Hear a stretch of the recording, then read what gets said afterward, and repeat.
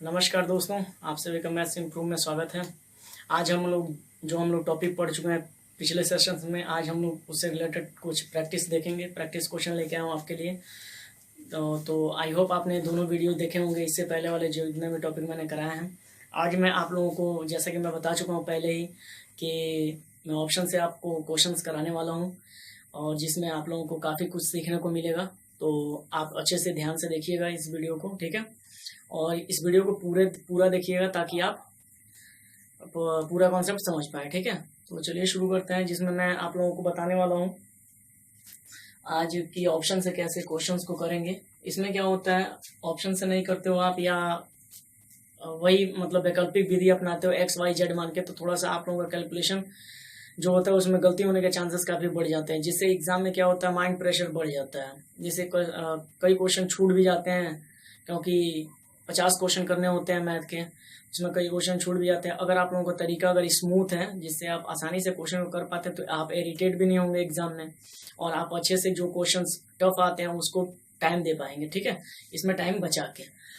तो चलिए देखते हैं। पहला क्वेश्चन है, मैंने लिख दिया है कुछ क्वेश्चन, जिससे मैंने ऑप्शन भी लिखे हैं, जिससे मैं आपको प्रॉपर समझा पाऊंगा। मैं दोनों तरीके से इसको बताने की कोशिश करूंगा, एक तो ऑप्शन से भी और दूसरा आपका जो वैकल्पिक विधि है उससे भी।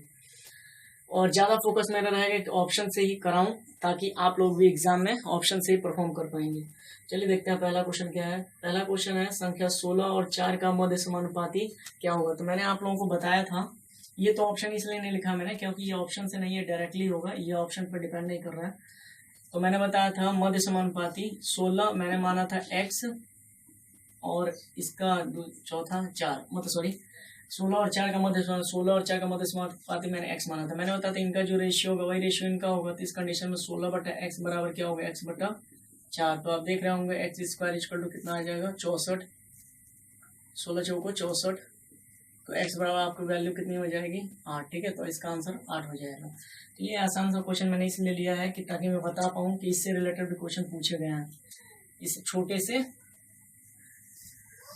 फार्मूले पे बेस्ड क्वेश्चन था, आप फार्मूला भी याद रख सकते हो। मध्य समानुपाती के लिए x बराबर क्या होता है, रूट के अंदर ये भी होता है, ये भी ध्यान रख सकते हो।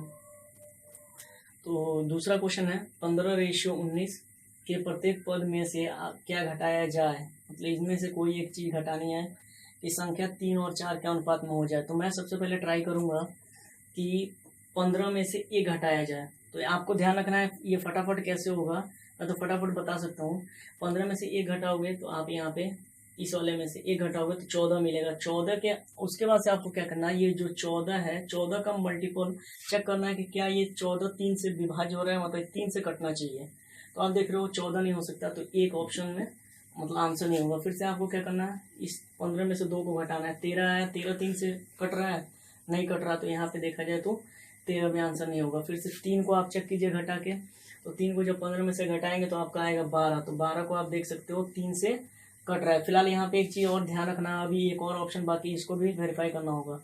तो फिर से 15 को अगर 15 में से 5 को आप घटाओगे तो कितना आएगा, 10। 10 देख रहे हो आप, 3 से नहीं कट रहा, तो इसलिए हम कह सकते हैं आंसर क्या होगा, जो 12 आ रहा था, नहीं आंसर हो जाएगा 3 नंबर, ठीक है।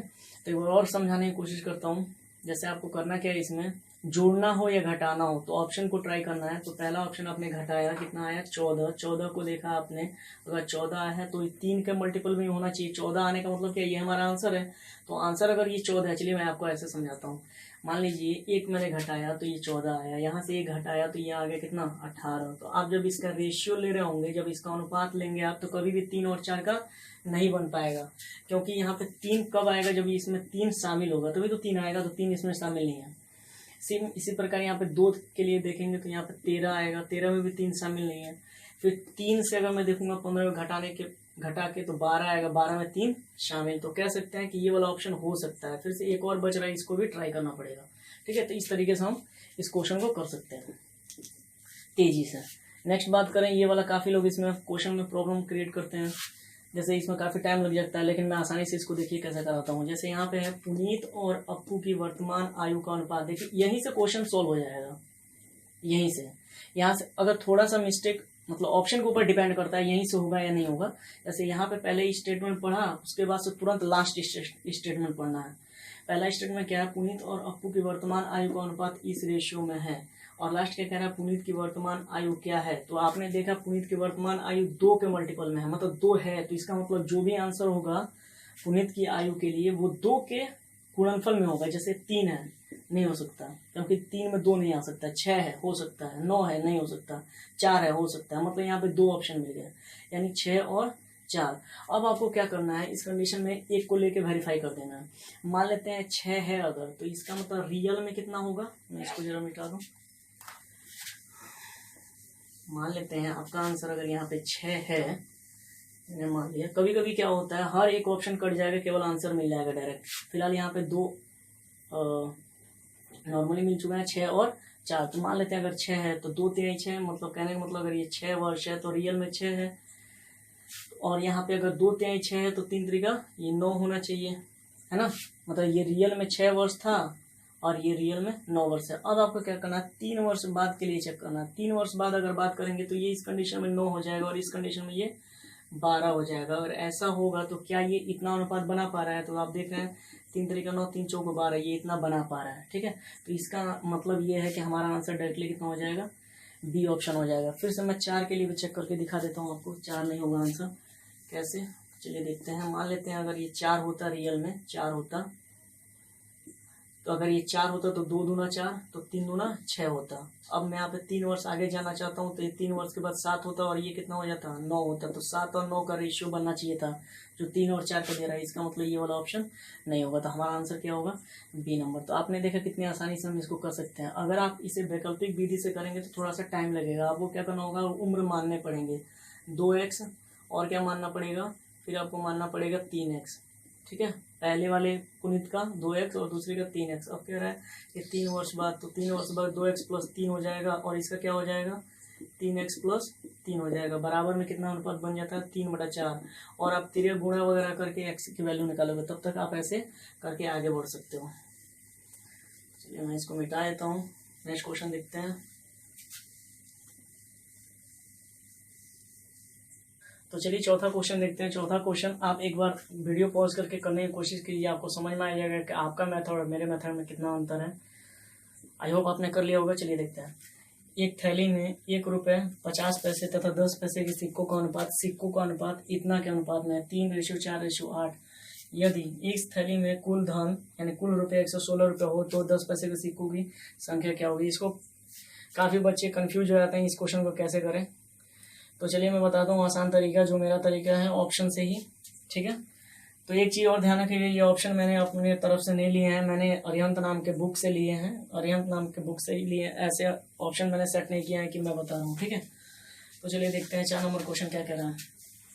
1 रुपये 50 पैसे। सबसे पहले आपको ये लाइन पढ़नी है, क्या अनुपात दे रहा है, 3:4:8 का सिक्कों का। अब कह रहा है लास्ट में 10 पैसे के सिक्कों की संख्या बताइए। तो आप मुझे एक बात बताइए, एक चीज़ और सोच रहे होंगे मैं कैसे कर पा रहा हूँ ऑप्शन से। तो आप मुझे बताइए कि मैं इसको लिखूँ सिक्कों की संख्या अलग अलग, तो आप मुझे बताएंगे पहला 3x होगा, दूसरे का 4x होगा, तीसरे का 8x होगा, ठीक है। तो आप यहाँ पे 8x देख रहे हैं, तो इसी का तो 8x का मतलब x की वैल्यू कुछ आएगी और 8 का मल्टीप्लाई करने के बाद ही वो संख्या बनेगी सिक्कों की। तो वही काम मैं भी कर रहा हूँ। यहाँ पे 8 का मल्टीपल चेक किया जा रहा है कि 8 का मल्टीपल कौन, जैसे 10 पैसों के सिक्कों के बारे में पूछा है ना, तो 10 पैसे के सिक्कों की संख्या का मल्टीपल कौन है, 8 है। तो 8 के लिए आप जब चेक करोगे तो 120 पॉसिबल है, आप 120 मान सकते हो। 60 देखा जाए तो 60 पॉसिबल नहीं है, 8 के पहाड़े में 60 नहीं आता, 145 नहीं आता, 160 आता है। मतलब ये 2 ऑप्शन हमारे अब तक वैलिड है कि मतलब ये हो सकते हैं।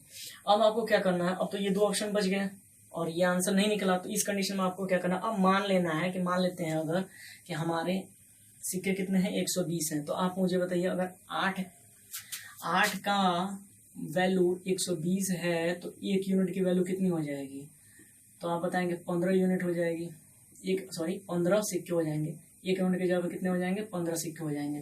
तो आप मुझे बताइए कि 3 के कितने हो जाएंगे, 3 के तो 15 45 हो जाएंगे, ठीक है। 4 के कितने हो जाएंगे, तो 15 चौको 60 सिक्के हो जाएंगे। 8 के तो आपको पता ही है, 8 के कितने हैं, 120 हैं। तो अब मुझे बताइए 45 जो सिक्के हैं वो कितने के थे, 1 रुपए के, तो इसका मतलब 45 रुपये हो गया, प्लस 4 के कितने थे 60, यानी 50 पैसों की संख्या 60 है अगर, तो रुपया में देखा जाए तो कितने रुपए होंगे 30 रुपए हो जाएंगे। ठीक है, अब मैं बोलूँ 10 पैसे के सिक्कों की संख्या कितनी 120, तो 120 को अगर मैं 10 से भाग कर दूं तो 12 रुपए ये बन जाएगा। तो इस कंडीशन में टोटल रुपया कितना बन रहा है तो आप बताएंगे 75 और 12 यानी 87 बोल सकते हो। ठीक है, 87 रुपए। और यहाँ पे टोटल धन दिया कितना है 116 रुपए। इसका मतलब ये है कि आपका 120 सिक्का आंसर गलत है। आंसर क्या हो जाएगा आपका डायरेक्टली 160। तो इसको चेक करने की जरूरत नहीं है, इसकी मजबूरी है कि यही आंसर होगा। अब आप अगर वेरीफाई करना चाहते हो तो मैं आपको करा देता हूँ वेरीफाई। चलिए देखते हैं। तो यहाँ पे मैंने मान लिया अगर सपोज इतना ना होके सिक्कों की संख्या कितनी 160 है, तो ये इसका कितना गुना है 160। तो आप देख रहे हैं 160 कितना गुना हो रहा है 20 गुना हो रहा है। इस कंडीशन में ये भी 20 गुना होगा, यानी 80 ये हो जाएगा सिक्के, और ये इतना 20 टाइम 60 ये हो जाएंगे। तो 1 रुपए के सिक्कों की संख्या कितनी है 60, इसलिए 60 रुपया बन गया। 80 है, इसका मतलब ये 40 रुपया बन जाएगा। 50 पैसों के सिक्कों की संख्या 80 है तो 40 रुपया बनाएगा। अगर यहाँ पे इतना है तो ये 16 रुपया बनाएगा। तो इस कंडीशन में देख रहे हैं 116 रुपया टोटल हमारा बैठ गया, और हमारा धन भी कितना था 116 रुपया। तो इस कंडीशन में बोल सकते हैं कि 160 रुपया हमारा क्या होगा आंसर होगा। तो आई थिंक क्लियर हो गया होगा आपको। इसी से रिलेटेड मैं एक और वीडियो लेके आने वाला हूँ जिसमें आपको फिर से मैं बताऊंगा कि ऑप्शन से कैसे मतलब कर सकते हैं। ठीक है, तो और एक चीज़ और मैं बताना चाहता हूँ कि मैं बुक से सभी क्वेश्चन नहीं करा सकता, इतना टाइम नहीं रहता है मेरे पास कि मैं सभी क्वेश्चन को करा पाऊँ। इसलिए आप जितने भी क्वेश्चंस आप खुद प्रैक्टिस करना चाहें तो इस तरीके से आप प्रैक्टिस कर सकते हैं। अगर आपको प्रॉब्लम हो जिस भी क्वेश्चन में तो आप मुझे मैसेज कर सकते हो। मेरा व्हाट्सअप ग्रुप का भी लिंक है वहाँ पे, और फेसबुक का लिंक है, आप जहाँ भी चाहो वहाँ पे पोस्ट कर सकते हो। ठीक है, तो चलिए इसी के साथ मिलते हैं नेक्स्ट वीडियो में। तब तक के लिए अपना ख्याल रखिए, बाय।